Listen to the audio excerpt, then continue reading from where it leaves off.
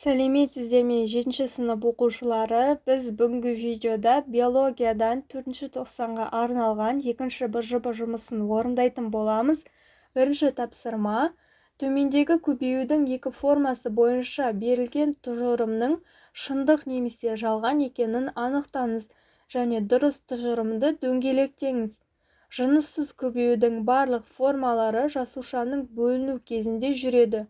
Бұл шындық болып табылады. Өсімдіктерге жынысты көбею тән емес. Бұл жалған. Екінші тапсырма: төменде берілген жыныссыз көбеюдің түрлерін санмен көрсетеді. Жыныссыз көбеюдің түрлері 1 мен 3, яғни бүршіктену мен спора. Келесі Б тапсырмасы: жынысты көбеюге қатыстыны санмен белгілеңіз. 2 мен 3 бұнда гаметалардың қатысуымен және екі дара қатысады. Келесі үшінші тапсырма: суретте өсімдіктердің өсімдік көбею тәсілдері бейнеленген. Өсімдіктердің өсімдік көбею тәсілдерінің түрлерін атаңыз. А өсімдігінде түйнек арқылы көбейту, ал Б өсімдігі сұлатпа өркендер арқылы көбейту. С өсімдігі көшелер арқылы көбейту болып табылады. Келесі төртінші тапсырма: дұрыс жауабын белгілеңіз.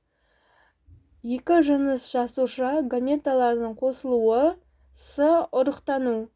Қосарлы ұрықтану нәтижесінде не түзіледі? Тоже С тұқым түзіледі.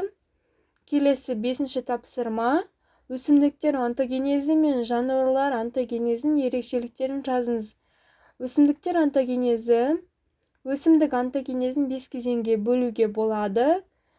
Бірінші кезеңі эмбриогенез, екінші кезең постэмбриогенездің бірінші сатысы, үшінші кезең өсу және жас өсімдік сатысы, төртінші ересек өсімдік, бесінші қартаю сатысы.